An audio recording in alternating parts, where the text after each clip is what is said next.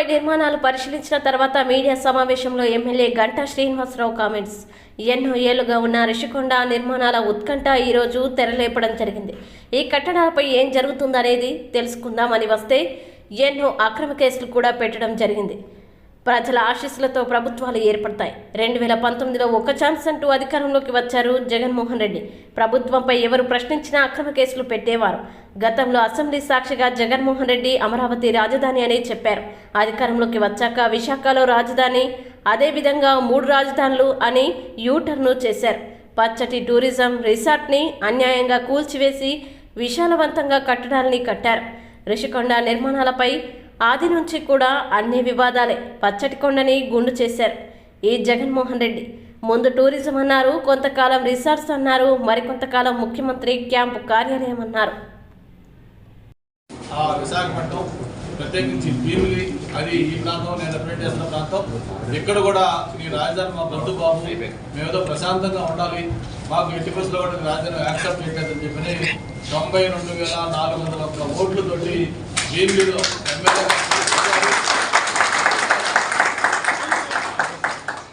స్టేట్లో second highest, స్టేట్లో first highest కూడా ఆయన చెప్పిన విశాఖపట్నం క్యాపిటల్ ఏదన్నా విశాఖపట్నం రాజువాక మన సోదరుడు పలాసిందికి. అంటే అంతేకాదు 3 నాలుగో రమేష్కి వస్తే 4వది వెల్లుతుల మంచికల్ రమేష్. అంటే ఇట్లా దాదాపు విశాఖపట్నం పార్లమెంట్లో అన్నీ కూడా 60,000, 70,000, 80,000, 90,000 మెజార్టీలతో గెలిపించారంటే జగన్మోహన్ రెడ్డి గారి యొక్క రాజధానిని విశాఖపట్నం ప్రజలు ఎంత నిర్బంధంగా తిరస్కరించారో అందరూ కూడా కూడా తెలియజేసుకుంటూ, ఈ మామూలుగా పెద్దలు చెప్తారు, మూర్ఖుడు రాజు కన్నా బలవంతుడు అని చెప్పారు. కానీ మూర్ఖుడే రాజు అయితే ఎలా ఉంటుందో మనం చూసాం. అంటే ఒక రూల్ లేదు, ఒక రిథం లేదు, ఒక లాజిక్ లేదు, ఒక పద్ధతి లేదు. తన మనసుకు తోచిన విధంగా ఆయన చేసుకుంటూ పోయి ఈరోజు ఈ రాష్ట్రానికి ఇటువంటి దుస్థితి తెచ్చాడు.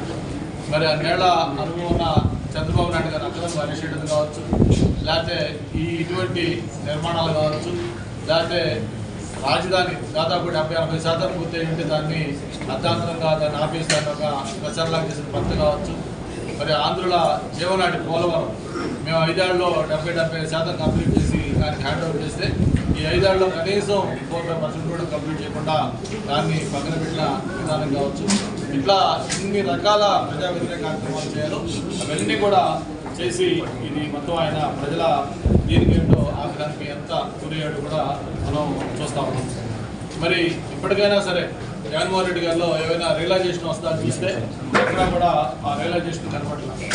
మరి ఇంకా కూడా ఏదో ప్రజలు తప్పు చేశారు, ప్రజలు రియలైజ్ అవుతారు, మళ్ళీ మనకి అవకాశం వస్తుందని చెప్పి ఇంకా ప్రజల్ని నింద మోపే విధంగా అలాగే ఆయన మోపించుకుంటూ వాళ్ళ నాయకులకి ఇంకా చెప్తా ఉన్నాయంటే ఆయనలో ఏమాత్రం కూడా రియలైజేషన్ కానీ లేకపోతే ఆ పశ్చాత్తాపం కనపడలేదు. ఎక్కడ పొరపాటు చేశాం, ఎందుకు ప్రజలు మనకి వ్యతిరేకంగా ఇంత తీర్పు ఇచ్చారు అని ఆలోచించుకోకుండా ఉంటే ఆయన పార్టీ ఒక చరిత్రలో ఒక మిగిలిపోయే పార్టీ అవుతుంది తప్ప ఇంకా కాంటెంపరీ పాలిటిక్స్లో పనికిరాదని కూడా తెలియజేసుకుంటూ, ఈ భవనానికి సంబంధించి కూడా చూస్తే మొత్తం ఇది 61 ఎకరాలు టోటల్ ప్రాజెక్టు సైట్ ఏరియా.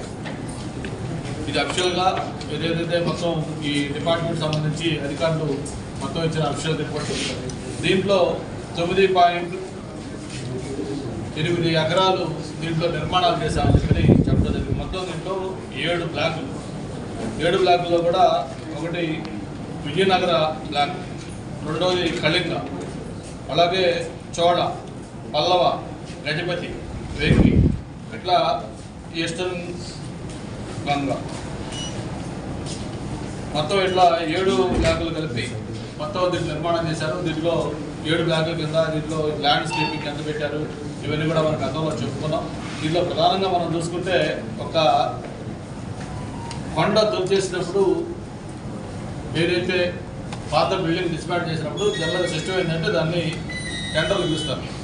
ఎవరికైనా పిలుచుకొని దాన్ని డిస్మాండ్ చేసి ఆ మెటీరియల్ తీసుకెళ్ళి కొంత గవర్నమెంట్ మళ్ళీ పే చేసే సిస్టమ్ ఉంటుంది. అలా కాకుండా దానికి ఏమి కాకుండా ఒక వైఎస్ఆర్ పార్టీ నాయకుడు ఎవరైతే ఉన్నారో ఆయనకే మట్టి తీసుకెళ్ళి వేరే వాళ్ళు తెచ్చుకునే విధంగా ఆ రోజు కాంట్రాక్ట్ కూల్చివేత, లెవలింగ్, మట్టి తవ్వకాలకి వీళ్ళు ఇచ్చిన లెక్క ప్రకారం 95 కోట్లు ఖర్చు పెట్టారు. అలాగే ల్యాండ్స్కేపింగ్కి 21 కోట్లు ఖర్చు అయింది. ఇట్లాగా ప్రతిదీ కూడా అంతకుముందు ఉన్న రిసార్ట్ ఏదైతే ఉందో అది సంవత్సరానికి 7 నుంచి 8 కోట్లు ఆదాయం ఇచ్చే రిసార్ట్, ఆ హరిత రిసార్ట్ని డిస్మాంటిల్ చేసి దీన్ని చేయడం జరిగింది. అలాగే 15 నెలల్లో మొత్తం పూర్తయ్యేలా 91 కోట్లతో 5 స్టార్ హోటల్ కడతామని చెప్పి ముందు చెప్పడం జరిగింది. చివరికి దాన్ని ఎవరికి ఏమీ తెలియకుండా చుట్టూ 27 ఎత్తులో బ్యారికేడ్లు పెట్టడం, కనీసం ఈ రోడ్డు పోయేవాడు కూడా చూడకుండా దానికి ఇప్పుడు పహరా పెట్టడం, మీడియా మిత్రులు కూడా ఎవరున్నా ఏంటి దీంట్లో ఏమైనా చూద్దామని చెప్పని చేద్దామంటే వాళ్ళకు కూడా ఇవ్వకుండా దీన్ని చేయటం. ఇందాక చెప్పినట్టుగా చంద్రబాబు నాయుడు, పవన్ కళ్యాణ్ లాంటి వాళ్ళు కూడా ఎప్పుడు కూడా ఈ ప్రాంతం చూద్దామంటే ఏమవుతుందో తెలుసుకుందాం, డెమోక్రసీలో ప్రతి ఒక్కరికి రైట్ ఉంది, ప్రభుత్వం అది నిర్మించేది, అటువంటి దాన్ని ఏం చేస్తున్నారు, ఎలా అవుతుందో చూసుకుందామంటే దాన్ని కూడా ఒప్పుకోకుండా ఏ విధంగా ఆ రోజు అనాథకు సృష్టించారో మనకి తెలుసు. ఈ గతంలో మనం చూసాం, ఏదైతే ఈ దీంట్లో హైకోర్టుకు కొంతమంది మా ట్రిపుల్ రామకృష్ణరాజు కానీ వెలంపూడి కానీ చాలామంది దీని మీద కోర్టులో కూడా వెళ్తే కోర్టు కూడా ఆదేశాలు ఇచ్చి ఎక్స్పోర్ట్ కమిటీ నియమిస్తే ఆ ఎక్స్పోర్ట్ కమిటీ కూడా దీని మీద నివేదిక ఇచ్చింది. ఇది అన్నీ కూడా వైలేషన్స్ ఉన్నాయి, ఎక్కడ అనుమతులు లేకుండా అనుమతులకి మించి నిర్మాణం చేస్తూ ఉన్నది, ఏమి ఇచ్చినా కూడా ఏ మాత్రం కూడా ఖాతరు చేయకుండా తాను అనుకున్న విధంగా పూర్తి చేశారు. అయితే అన్నీ ఆయన ఒకటి తెలిస్తే ఇది ఒకటి తెలిసింది. మరి మొన్న ఎలక్షన్స్లో ఒక ఘోరమైన తీర్పు ద్వారా మరి ఆయన పట్టుకున్న కళ్ళ సౌధం కళ్ళ ముందే కూలిపోతే మరి ఈ కళ్ళ సౌధంలో కనీసం కాలు పెట్టకుండా ఆయన ముఖ్యమంత్రిగా దిగువాల్సి వచ్చింది.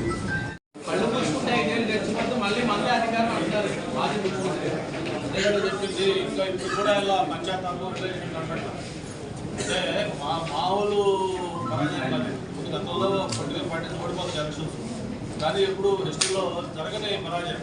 150 సీట్లతో గెలిచిన ఒక గవర్నమెంట్ 5 ఏళ్లలో 11 సీట్లు, ఆ 11 కూడా చూస్తే మీకు ఎలాగో విచారణ చేశారు. పెద్దిరెడ్డి రామచంద్ర లాంటి కూడా 4,500 ఇచ్చారు. మొత్తం 28 మంత్రుల్లో ఒక్క మంత్రి గెలవాల, 24 మంత్రులు ఓడిపోయారు. మన ఉత్తరాల దగ్గర నుంచి మొత్తం అన్ని ప్రాంతాలు మరి మెజార్టీలు కూడా ఎలాంటి మెజార్టీలు తీసాం. దాదాపు ఉమ్మడి జిల్లాలో 8 జిల్లాలు క్లీన్ స్వీప్, ఎక్కడ కూడా మోడీ కొట్టిన వయసు అంటే ఇంకా అంత అయినా కూడా ఇంకా ఆయన ముఖ్యంగా చేస్తున్నాడు. కింద పడ్డ నాదే పై చేయాలంటే తప్ప ఇంకా మామూలు పరాజయం కాదు. ఎంక్వైరీ అయింది కాదు, రేపు ముఖ్యమంత్రి గారి పర్యటన ఉంటుంది వైజాగ్, వచ్చినప్పుడు ఆయనతో చూపించిన తర్వాత నాట్ ఓన్లీ ఈ బిల్డింగ్ అంటే ప్రభుత్వంలో చేసిన అన్యాయాలు, అక్రమాలు, ప్రజల వ్యతిరేక నిర్ణయాలు ఎక్కడెక్కడైతే డిబేట్ ఇచ్చారో వాటి అన్నింటి మీద కూడా వచ్చారు.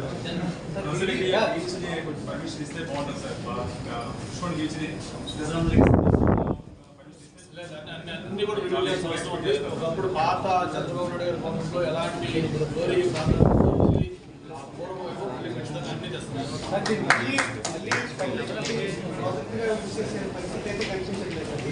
నేను చెప్పింది కూడా అదే కదా, ఏం చేయాలంటే దీన్ని ఓట్లు చేయాలా లేకపోతే ఎప్పుడు చేయాలి, దేనికనేది ఒక ముఖ్యమంత్రి ఉండాలి తప్ప దేనికి తీసుకొచ్చేదో కట్టుకోలేదు.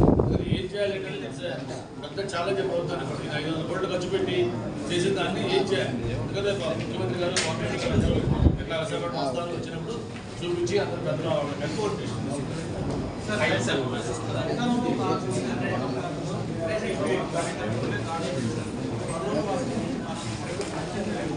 ముందు ఓడిపోయిన వాళ్ళ నాయకులు తరాలు తెచ్చుకున్నాడు, మంత్రులు వాళ్ళు బాధపడితే బయటికి రాలేదు.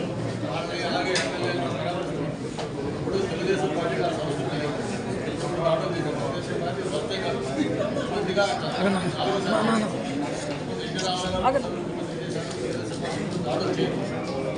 చేస్తే